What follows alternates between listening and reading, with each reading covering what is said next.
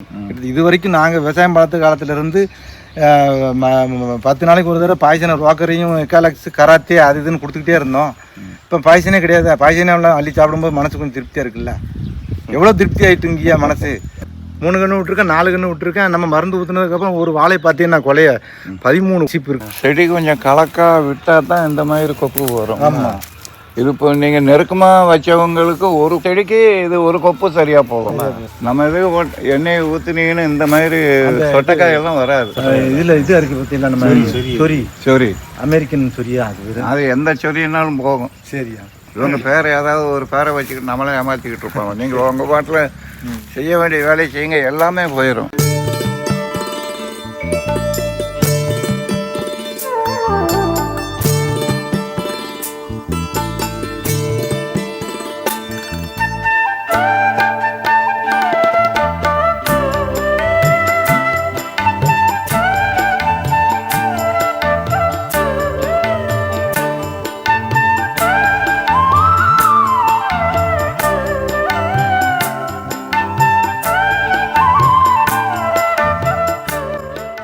இப்போதான் கத்திரி நட்டுருக்கோம். இந்த கத்திரி நம்ம மருந்து விட்டோம். கருத்து எங்கே இருக்குது? கருத்து அங்கே லாஸ்ட் வண்டியிலே போயிடுவாங்க. அதான் நம்ம கத்திரியை பார்த்துட்டு போயிடலான்னு பார்த்தேன். வாங்க இறங்கி பார்த்துட்டு. எலுமிச்சிக்கு மருந்து அடிச்சு நம்ம மருந்து அடிச்சு நாளாயிட்டு. மருந்து அடித்தவர் சரி, அதுக்கப்புறம் அடிக்கலை. அந்த பக்கம் அடிச்சிருக்கு, அது வேற எலுமிச்சை. இது இப்போ தான் கண் நட்டு இப்போ 1 வருஷம் ஆச்சு. சரி. நம்ம அடிச்சது போகிற அங்கே பெரிய மரங்கள் கிட்டத்தட்ட 10 வருஷம் 15 வருஷம் ஆன மரங்கள் அங்கே இருக்குது. சரி. அது நல்லா இருக்குது. அதுக்கு தான் அடிச்சிருக்கோம். இதுக்கு ஒரு ட்ரிப்பு தான் கொடுத்தோம். எப்போ நம்ம முதல்ல நம்ம மருந்து அங்கேருந்து வாங்கிட்டு வந்தேன். அப்போ கொடுத்தேன். அதுக்கப்புறம் இந்த கலைங்களையுமா இருந்துச்சு, உழவு சரி விடாமல் இருந்துச்சு. அடிக்கடி இங்கே மழை பெஞ்சிக்கிட்டே இருந்ததுனால ஓவர் களை. இது என்னால் முடியலை. அதனால் இப்போ நேற்று முந்தினால இது உழவு பண்ணிவிட்டு இப்போ இந்த ட்ரிப் இரிகேஷன் கொடுத்துட்டு அதுக்கப்புறம் மருந்து அடிக்கணும்னு வச்சுருக்கேன். ஏன்னா இப்போ வேஸ்ட்டாக மருந்து அடித்து தண்ணி வைக்காமல் வச்சு அடிச்சு நினச்சி அப்படின்னு இப்போ தண்ணியை பாய்ச்சிட்டு அடிக்கணும். இல்லை களை அவ்வளோ ஒரு களை மழை பெஞ்சிக்கிட்டே இருக்குது. ஒரு வாரத்துக்கு ஒரு மழை பெஞ்சிக்கிட்டே இருக்குது, களை ஏறிக்கிட்டே இருக்குது. வாரத்துக்கு ஒரு மழை பெஞ்சது. ஆமாம். அதனால் என்ன செய்யுதுன்னா இப்போ உழவு உழுதுகிட்டு களைன்னு அப்படியே ஒரு களை இருந்துச்சு. அப்பவும் ஒன்றும் சரியாக உழவுக்கு போகலை இல்லை. ஆமாம், நான் நாளைக்கு ரொட்டேட்டர் வச்சு அடிக்க சொல்லியிருக்கேன். இலையில கொசுலாம் நிறைய அதிகமாக இருந்துச்சு. ஆமாம். அப்புறம் இந்த கூன் ஒன்றுன்னு சொல்லிட்டு அதையும் இலையை தின்னுக்கிட்டே இருந்துச்சு.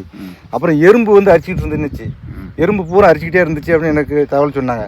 நான் உடனே மேடத்திட்ட சொன்னேன், இந்த மாதிரி மேடம் எறும்பு அரிப்பு அது மாதிரி இருக்குது, கூன் ஒன்று இருக்குது, கொசு இருக்குது அப்படின்னு. இப்போ நீங்கள் செய்ய வேண்டிய வேலையெல்லாம் பூ வந்துருச்சு. ஆமாம்.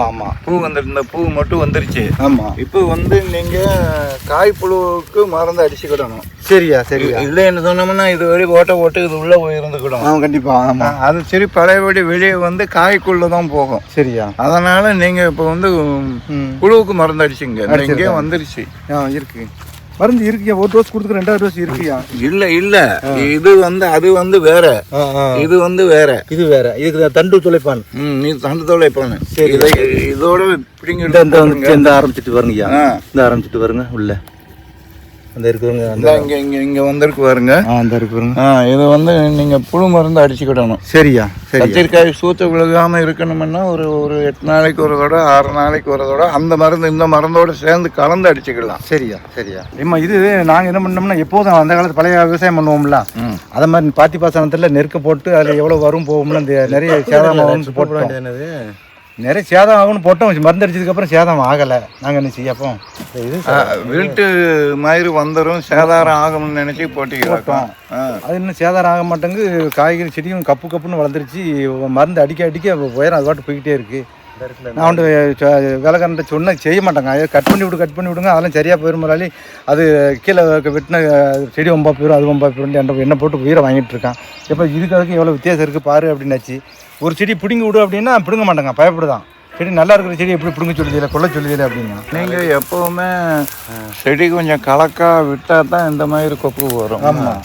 இது இப்போ நீங்கள் நெருக்கமாக வச்சவங்களுக்கு ஒரு கொப்புக்கு சரியாக போகும்.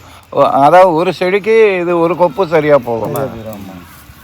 இல்லை எப்படி இதுக்கு முன்னாடி பறித்து போட்டிருப்பீங்க? ஆமாம், இதுக்கு முன்னாடி பருத்தி போட்டு 3 ஏக்கருக்கு 8 குண்டால் 7 குண்டால் 10 குண்டால் தானே எடுப்பேன். 2 மிஞ்சி போனால் கூடனது 15 குண்டால் எடுத்திருக்கேன்.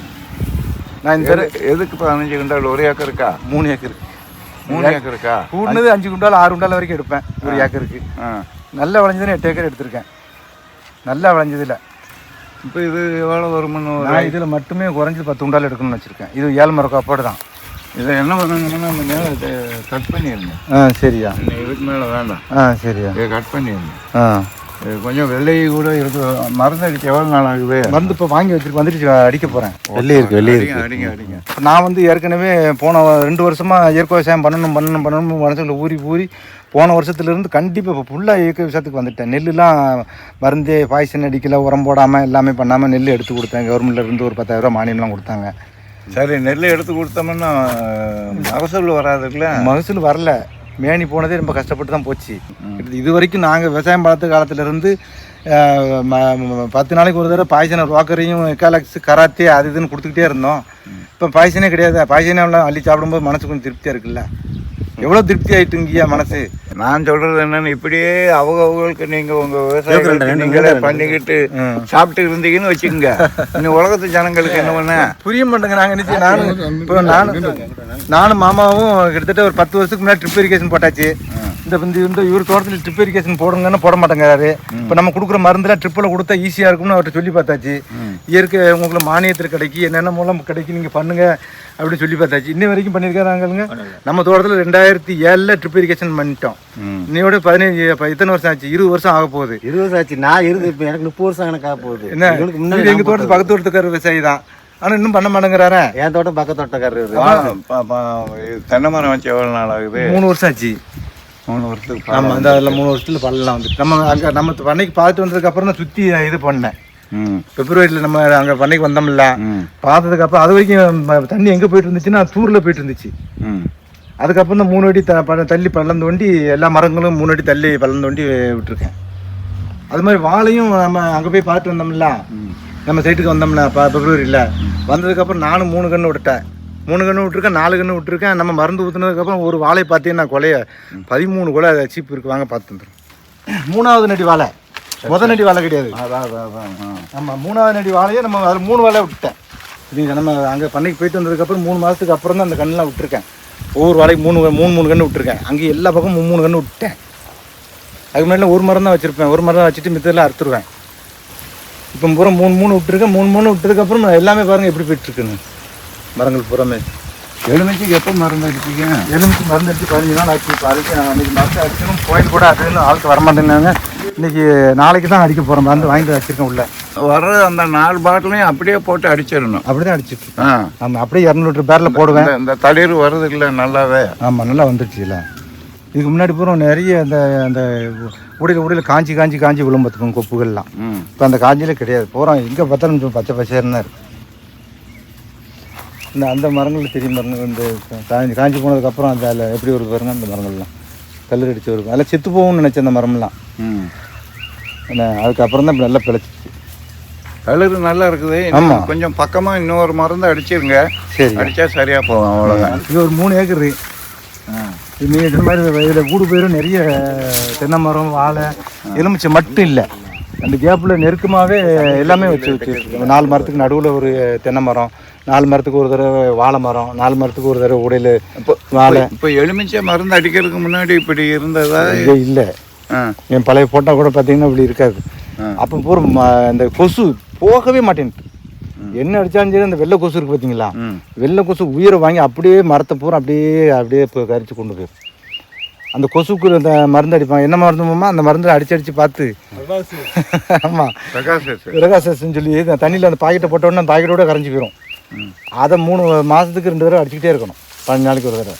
இப்போ உள்ள ஒரு கொசு கிடையாது.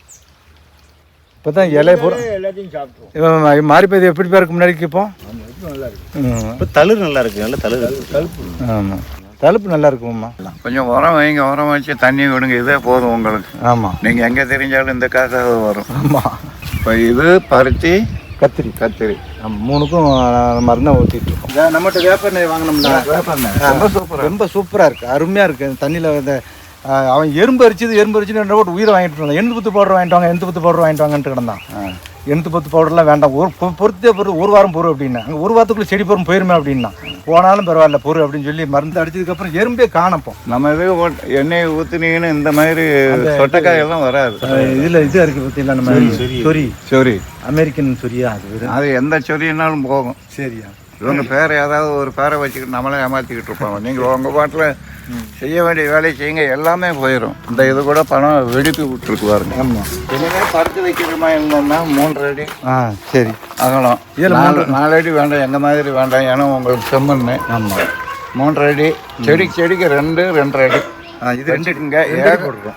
இதில் போகிற 2 அடி தான். எங்கே 2 அடி போட்டிருக்கீங்க? அந்த வாரங்க 1 அடிக்கு ஒரு செடி இருக்கு. 1 அடிக்கு ஒரு செடி இருக்கு. இந்த வாரத்தில் அப்படி பண்ணியிருக்காங்க. ட்ரிப்பர் 2 அடி தானே இருக்கு. 2 அடிக்கும் போது 2 பக்கம் நட்டுருக்காங்க. ஒரு பக்கம் ஒரு செடி தான் நடணும். 2 செடி நெருக்கம் இதெல்லாம். நெருக்கம்.